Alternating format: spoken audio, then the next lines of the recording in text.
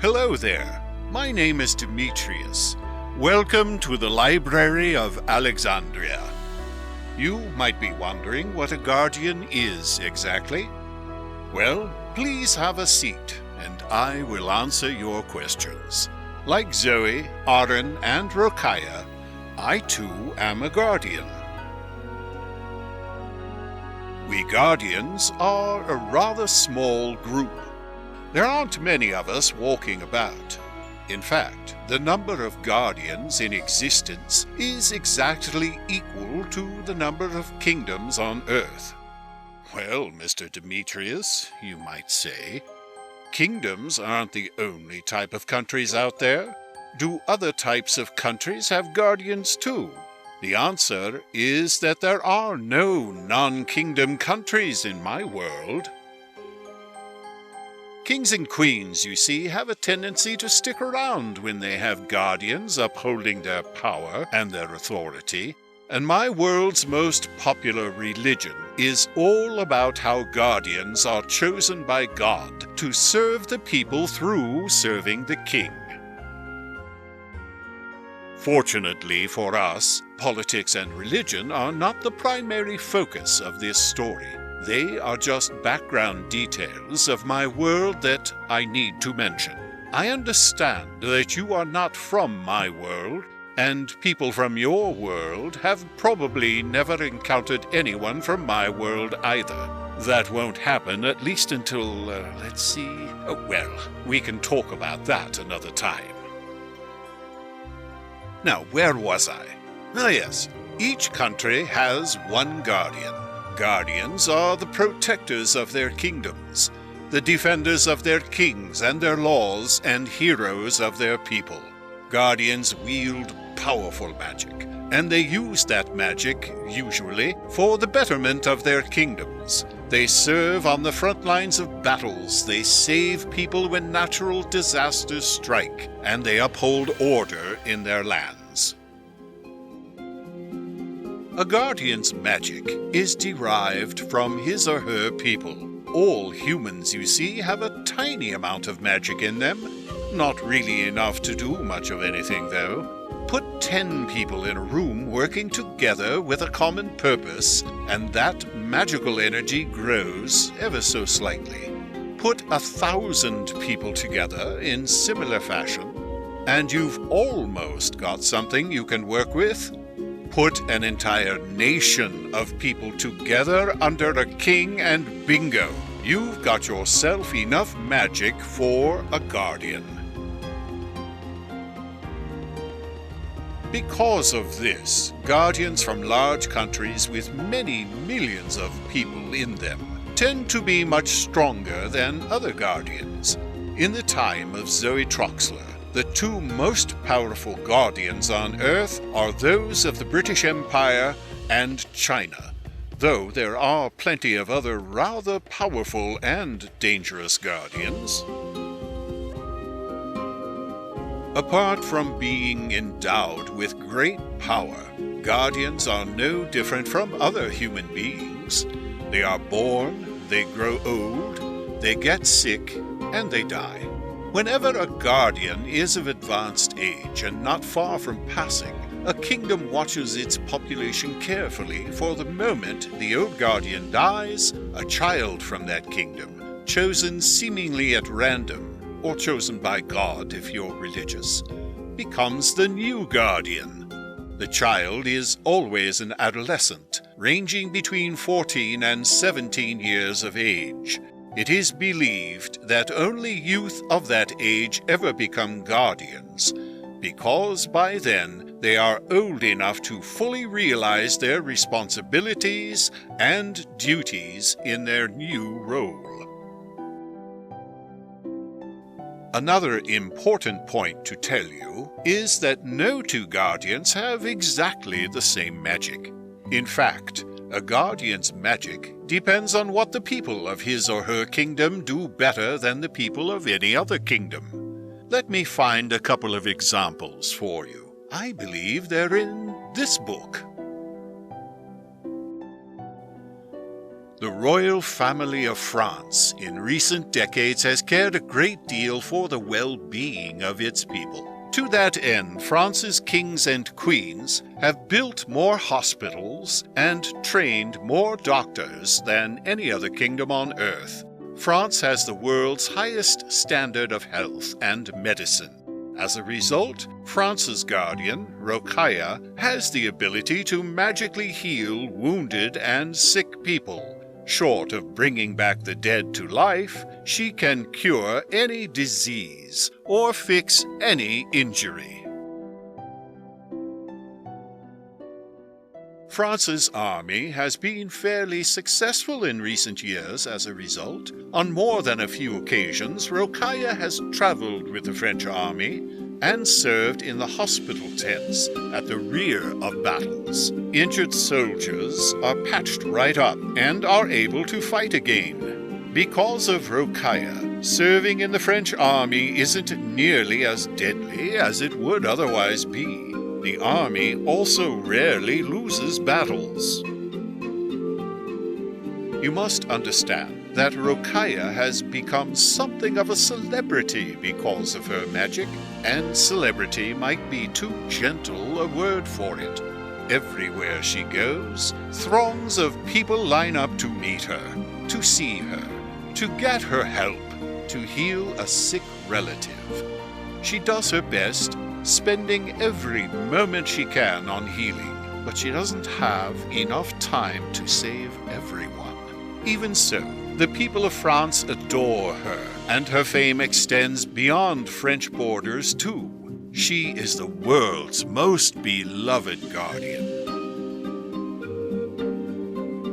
Another example of a notable guardian is Aron Lang, the man who saved Zoe from an early death by sword when she fell through her own portal to land on her king. Aron is the guardian of Germany. In my world, Germany was the first kingdom to develop and use electricity on a widespread scale.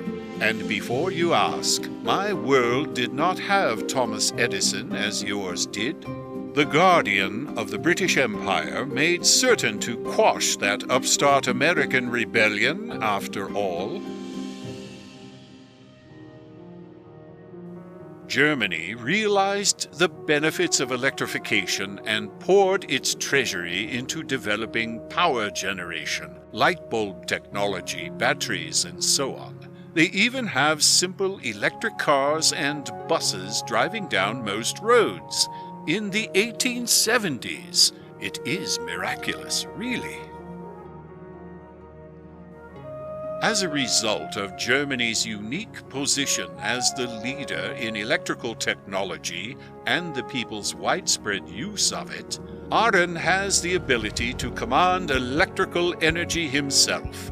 He has used this power to help Germany grow much larger than it did in your world. Germany has absorbed much of Poland and swallowed all of Austria. Aron achieved this almost single-handedly, wiping out entire armies by himself. Understandably, outside of Germany and a few friendly neighboring kingdoms, Aron is feared. He has been vilified in many foreign nations, even though when he unified the lands of Greater Germany, he was just a boy following his king's orders.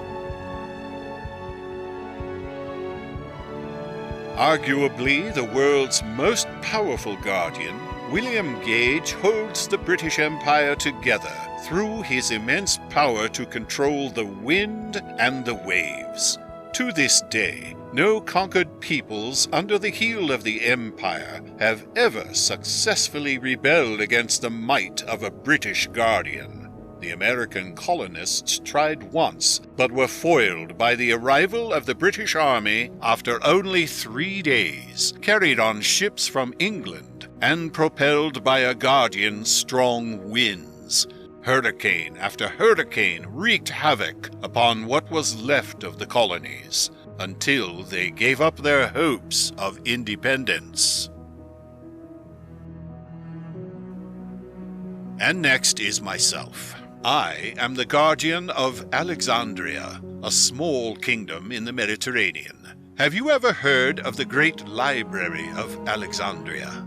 It is the greatest repository of knowledge in the world, holding hundreds of thousands of books, scrolls, maps, and artifacts.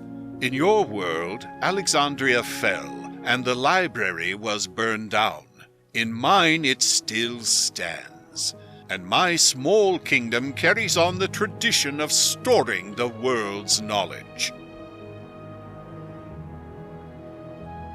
To that end, I am gifted with the magic of knowledge.